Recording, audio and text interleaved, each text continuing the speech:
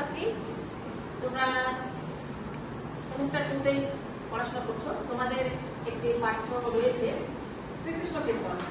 শ্রীকৃষ্ণ কীর্তন কাব্য নামটা শুনলেই তোমাদের মনে হয়ে পড়বে, নিশ্চয়ই মনে পড়বে যে কৃষ্ণ এবং কীর্তন। আমরা কীর্তন কথাটা তখনই বলি যখন কারো গুণগান প্রকাশ করি, গুণগান করি।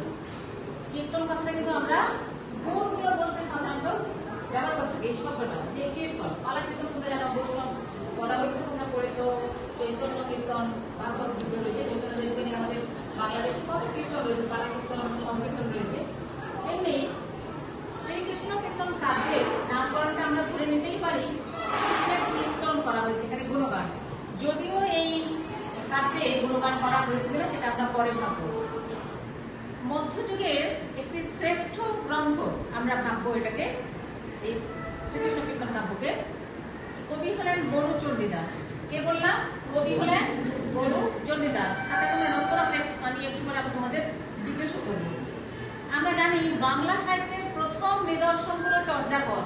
চর্যাপদ আনুমানিক খ্রিস্টীয় 10ম থেকে দ্বাদশ শতাব্দীতে লেখা হয়েছে। 200 বছর ধরে অনেক পদকথা, প্রায় 24 জন পদকথা চর্যাপদের পুঁথিগুলো লিখেছিলেন। তারপরে আমরা দেখছি যে প্রাচীন যুগে আর কোনো বাংলা সাহিত্য কোনো বাঙালি কবি লেখেননি।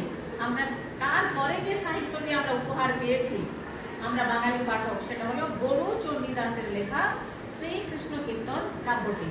কাব্যটি আবিষ্কার হয়েছে 1916 খ্রিস্টাব্দে, সরি 1916 খ্রিস্টাব্দে তার প্রকাশ ঘটেছে 1916, কিন্তু আবিষ্কৃত হয়েছে 1909 খ্রিস্টাব্দে। কি বললাম? কাব্যটি প্রকাশ হয়েছে 1916 খ্রিস্টাব্দে, কিন্তু আবিষ্কৃত হয়েছে 1909 খ্রিস্টাব্দে। আচ্ছা, কোথা থেকে আবিষ্কার হয়েছে ভাবলে অবাক লাগে আমাদের। কোথা থেকে?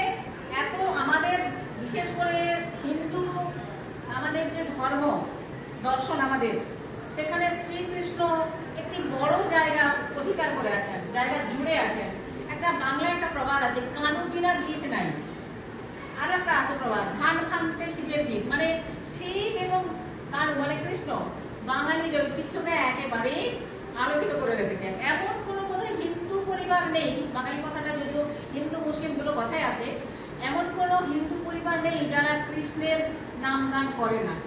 কম বেশি কিন্তু প্রত্যেকেই করে বলে আমরা মনে করি। তো সেই কৃষ্ণ ছাড়া যে আমাদের গীত চলে না, আমাদের জীবন চলে না, আমাদের জীবন আচরণ চলে না, সেই কৃষ্ণের কথা আমরা জানবো প্রথম, মানে বাংলা সাহিত্যে প্রথম পাবো বড়ু চণ্ডীদাসের লেখা এই শ্রীকৃষ্ণ কীর্তন কাব্যে। এই কাব্যটি বাঁকুড়া জেলার একটি পরিবারে গোয়াল ঘরের মাচা থেকে পাওয়া গেছে। দেবেন্দ্রনাথ মুখোপাধ্যায়ের গোয়াল ঘরের মাচা থেকে একেবারে ছেঁড়া, অনেকটাই তার মানে এলোমেলো হয়ে গেছে পুঁথিটি আর কি। সেটা অক্ষত অবস্থায় পাওয়া যায়নি। পাওয়ার পরে ভাবো 1909 সালে সেটা পাওয়া গেছে, কিন্তু তার প্রকাশ ঘটেছে 1916 খ্রিস্টাব্দে। বঙ্গীয় সাহিত্য পরিষদ থেকে পুঁথিটি প্রকাশিত হয়েছে। বঙ্গীয় সাহিত্য পরিষদ থেকে পুঁথিটি প্রকাশিত হয়েছে। আমি পুঁথিটির বিষয় একটু বলি আগে। পুঁথির মধ্যে কি আছে আমরা দেখেছি যে 13টি খণ্ডে পুঁথিটি রয়েছে। শ্রীকৃষ্ণ কীর্তন কাব্যের মোট 13টি খণ্ড। জন্মখণ্ড থেকে শুরু করে একেবারে রাধা বিরহ পর্যন্ত রয়েছে। রাধা বিরহ খণ্ডে কিন্তু আমার খণ্ড কথাটি লেখা নেই। এই নিয়েও নানা রকম বিতর্ক রয়েছে পণ্ডিত মহলে, সমালোচক মহলে, ভাষাবিদদের মহলে। সেখানে বলছে যে বিরহ কথায় খণ্ড কথাটা নেই নানা কারণে, কারণ পুঁথিটি কিন্তু একেবারে সম্পূর্ণ অবস্থায় পাওয়া যায়নি, হয়তো আরো ছিল, এটাও হতে পারে। আবার কেউ বলছেন না, কৃষ্ণের প্রতি রাধার যে বিরহ, কৃষ্ণকে নিয়ে রাধার যে আকুলতা, সেই আকুলতাকে কোনো সীমায়িত করা যায় না। এতটাই তিনি কৃষ্ণ প্রেমে পাগল ছিলেন, এতটাই কৃষ্ণ রাধার হৃদয় জুড়ে ছিল।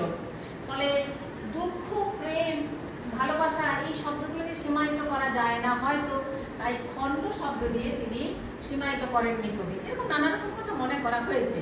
তো শেষ খণ্ডের নাম বললাম রাধা বিরহ। একেবারে প্রথম খণ্ডের নাম কি বললাম? জন্মখণ্ড। মানে কৃষ্ণের জন্ম থেকে শুরু করে তার যে একেবারে পরিণত বয়স পর্যন্ত তার যে নানা রকম লীলা খেলা, তার যে কার্যকলাপ, সেইগুলোকে এই খণ্ডগুলিতে পরপর সাজানো হয়েছে। আমরা একটা সহজ উপায় বের করেছিলাম মনে রাখার জন্য। অনেক সময় প্রশ্ন পড়ে যে শ্রীকৃষ্ণ কীর্তনের দ্বিতীয় খণ্ডের নাম বলো, অষ্টম খণ্ডের নাম বলো, তখন আমরা হাত থেকে বেড়াই যে কোন খণ্ডটা হবে। এইটাকে পুরোপুরি মনে রাখার জন্য আমরা ছোটবেলায় আমরা ছোট তোমাদের সময় আমরা যখন পড়াশোনা করতাম তখন কিন্তু শ্রীকৃষ্ণ কীর্তন আমাদের সিলেবাসে ছিল। আমরা পড়তাম যথা দানব ভাছ বৃকা যথা বাবরা। যথা দানব ভাছ বৃকা লিখে রাখো তোমরা। জ মানে বর্গীয় জ, হ্যাঁ, যথা দানব একটু তাকে লিখবে, ভাছ বৃকা জহা বাবরা। জ অর্থে এখানে প্রথম শব্দ জন্মখণ্ড, তা অর্থে তাম্বুল খণ্ড, দা অর্থে দান খণ্ড, নৌ অর্থে নৌকা খণ্ড, যথা দানু। ভা ভা অর্থে ভার খণ্ড, ছ অর্থে ছত্র খণ্ড, প্রি অর্থে বৃন্দাবন খণ্ড, কা অর্থে কালীয় দমন খণ্ড। তাহলে কি বললাম? যথা দানু ভাছ বৃকা। জ আবার একটা জ, সেটা অন্তস্ক জ, যমুনা খণ্ড। হা হা মানে হার খণ্ড, বা হচ্ছে বান খণ্ড, ব হলো বংশী খণ্ড, রা হলো রাধা বিরহ। পুরো 13টা আমি বলে দিলাম। যথা দানৌ ভাছ বৃকা জহা বাবরা। জন্ম, তাম্বুল, দান, নৌকা সব কিন্তু খণ্ড লিখবে তোমরা।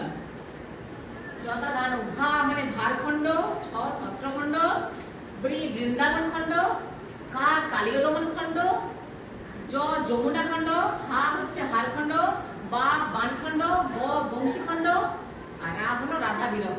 এই এতগুলো খণ্ডে শ্রীকৃষ্ণের জন্ম থেকে শুরু করে তার যে কৈশোর, তার মানে বাল্য থেকে কৈশোর, তার যে যৌবন, প্রতিটি পর্বের কথা এখানে কবি সুন্দরভাবে লিপিবদ্ধ করেছেন।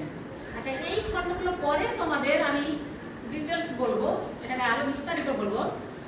ভাবো, নাম হচ্ছে শ্রীকৃষ্ণ কীর্তন, অথচ কবি এখানে কৃষ্ণকে এমন ভাবেই চরিত্রটিকে আমাদের কাছে তুলে ধরেছেন, কীর্তন করতে ইচ্ছে করে না আমাদের শ্রীকৃষ্ণকে মনে হবে অশ্লীল, অমার্জিত, কাপুরুষ, যত রকম খারাপ খারাপ শব্দগুলো, যত হীন শব্দগুলো একজন পুরুষের উদ্দেশ্যে আমরা নিক্ষেপ করতে পারি, সেগুলো কিন্তু কৃষ্ণের প্রতি আমরা বলতে পারি।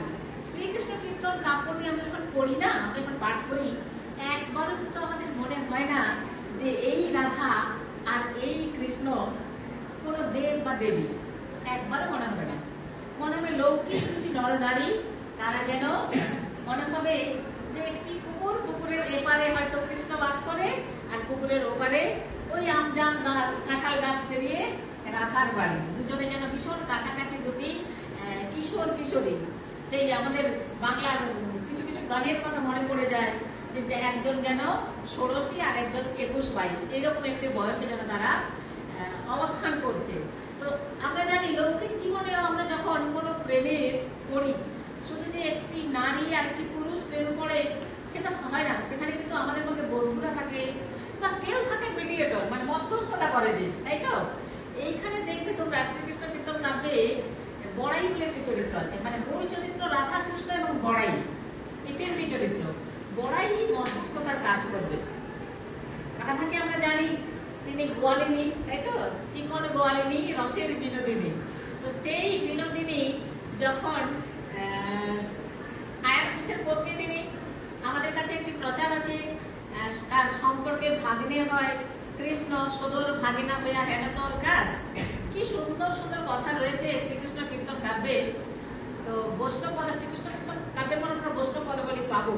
তো রাধা বিরহ, প্রেম আছে বিরহ নেই, সে প্রেম কখনো উজ্জ্বলতা পায় না। সমস্ত প্রেমের মধ্যে কিন্তু চোখের জল, বিরহ বেদনা থাকে, তবে কি সেটা হয়ে ওঠে সত্যিকারের প্রেম। আর প্রেম যদি তোমরা ভাবো চাল ডাল তেল নুন টাকা করি, তাহলে সেটা প্রেম নয়, সেটা অন্য কিছু।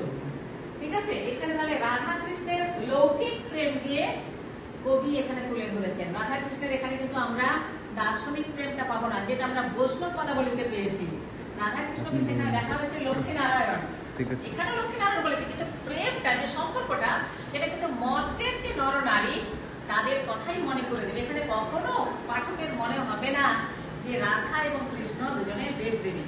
একদম মনে হবে তোমাদের আমাদের যেন প্রতিনিধি, প্রেমের প্রতিনিধি এই রাধা এবং শ্রীকৃষ্ণ দুজনে এদেরই পারস্পরিক সম্পর্কের কথাগুলো রয়েছে।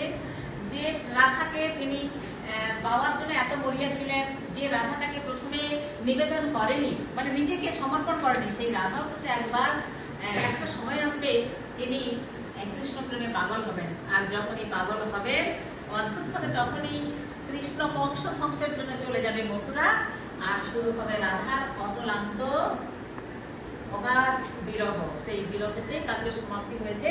পরের দিন তোমাদের এটা নিয়ে ক্লাস হবে, আরো বিস্তারিত হবে। আজকে আপাতত রাধার এই সংক্ষিপ্ত কথা, কৃষ্ণ রাধার সংক্ষিপ্ত কথা বলে আজকের ক্লাসটা এখানে এগিয়ে যাচ্ছি।